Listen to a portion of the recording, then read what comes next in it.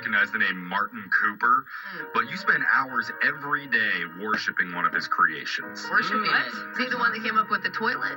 He's not the toilet. Oh, okay. Not the founder of Netflix. Oh. Okay. Not the inventor of crop tops. Oh. Martin is 92 years old now. Aw. And half a century ago, he invented the world's very first cell phone. Oh, Martin, I love you. So he's the one that destroyed society. Is that what it is? 1973. Wow. And the phone he made was called the Motorola Dynatac 8000X. And that didn't give him a brain tumor? Like he lived through that? Obviously, it doesn't look anything like the smartphones we have now. His phone was basically a foot-long sized brick with a giant metal antenna sticking out of the top. I can imagine. Classy. But he appeared Sexy. recently on a British morning talk show, and Martin says he barely uses his cell phone at all, if ever. Well, he's 92. Wow. I mean, He's like, I don't know how. who's going to call you, my man? Everyone is dying around you. When the host of the show told him the average millennial now spends a quarter of their lives on it, Martin said in his sweet old man voice, quote, "Do they really? Jeez, get a life." You know, I broke my phone. I haven't had one since last week. Really? I'm phone free. Do you feel healthier? I do. I don't did know. text you over the You weekend, did? and I thought I didn't text you back. Yeah. Oh, My wow. dad wanted to say hi to you, so Oh, we texted hi. you. Yeah, I didn't miss anyone. Sorry, Jose. It's been okay. great. Jose. It's been really free, and I haven't taken one picture of my kids. Like, I'm It just does feel good. just there. Yeah. Just Wow. living my life. Well, I want to encourage all of my co-hosts to please get a life. Do it for Martin. Or unless you're listening to our podcast on your phone, then I mean, No, go get a life. No. Stop listening to this garbage. the only way you can do it is by breaking it. I'm telling you. I couldn't have done it on my own. We're going to move on and get into the shot collar question of the day. Yeah. We have a bucket full of names in the studio. We're going to draw one out so who gets asked a trivia question. If you answer it wrong, then you're going to be punished by getting shocked while you sing a song. So text into 78592. Tell us which one you'd like to hear. Alexis, you're drawing a name out because you had the shot collar last. Who'd you get? Brooke, west of 50, Fox. What does that mean? That's West, not... Next That's to the Interstate 50. That's what you mean, right? yeah. Sure. Yeah, that's it. It's comment on your address. All right. So while Brooke puts on the shot collar, Digital Jake, tell us the shot collar question of the day.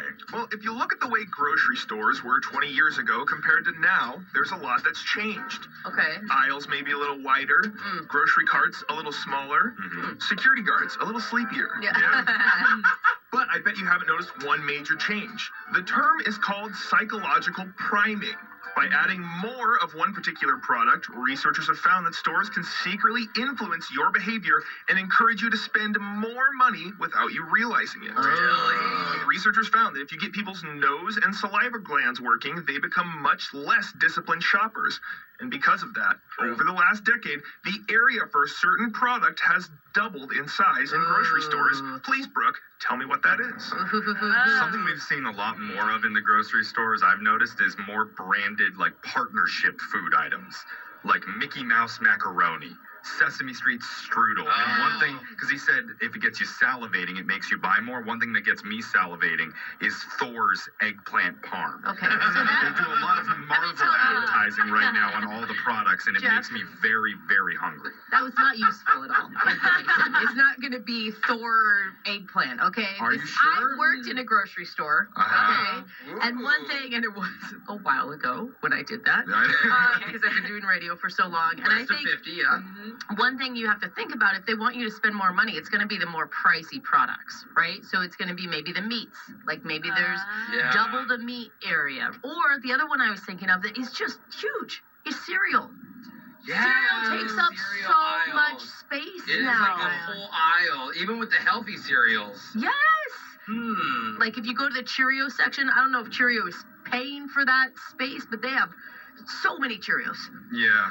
It's wild. But the cereal's always been a whole aisle. Didn't Jake have to be able to smell it, though? Or, man. like... You know what always the gets store? me? The cheese aisle gets me, dude. If I see the shredded pepper jack, I'm like, I will And snack charcuterie on- boards? Oh, yeah. I'll give me a Okay. Let's get the question one more time.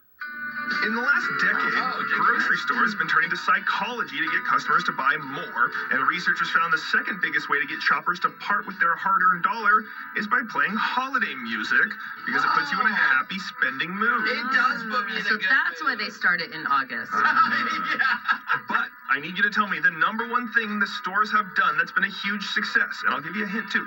The markup on this product doesn't hurt either. Stores make 47% above cost when selling it. What is it? Okay. What is it? So here's my other idea that I think has changed is, have you noticed how many more announcements that they put over the speakers?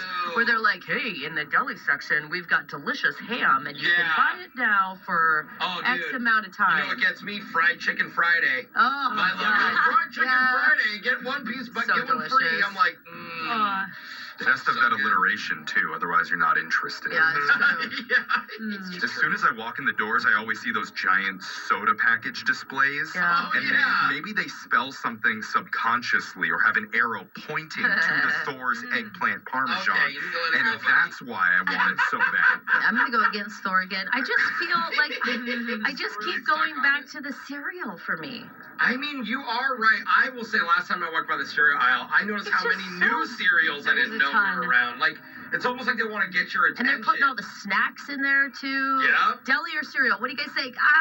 I mean, I think the bakery's gotten bigger. I like deli. That's different than deli. But they both smell. You can smell I'm just saying, like, the bakery now, like, overflows outside of the doors. No, There's so much pastries. I think you're right with deli because there's so much more selection than there ever was. You can go and get, like, fried rice, you can get chicken, Okay, you can get, I'm gonna go deli. egg rolls. Deli section is out of control. They're doing the announcements. They're making people come and get their sliced meats. Get them hot, Yeah. cold. Psychologists all agree by adding more space to sell this one item, it's been a big success for grocery stores in the last decade. Not only does the smell captivate your senses, but it makes a good return on its money as well with the average gross margin of 47%. So if you bought it for $15, it likely cost the store just $7.50. It's because most of this item for sale is flown in from South America, where land and labor are much cheaper. I'm talking about cut flowers. Right at the front door of the grocery store. Right at the front door. He's right. Yeah. And you smell them, and I'm like, I wish someone would buy me flowers. I should buy them and send them to the office and act like a random person. All right. Okay. Who is this from? It's my favorite. Let's just stop Every this day. and get to singing. Somebody wanted to hear Maniac from the movie Flashdance. Oh my God. She's a maniac on the floor, and she's dancing like she's never danced before. Oh, yeah. The show is over, but you can hear it all again in podcast form. Just go to Spotify, search Brooke and Jeffrey.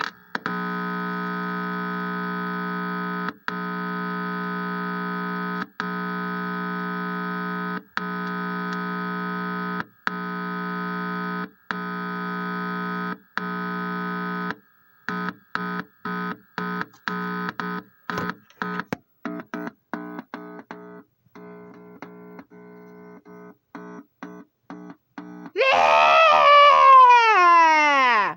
Why is that sound of that? Tell myself, don't stop it too much.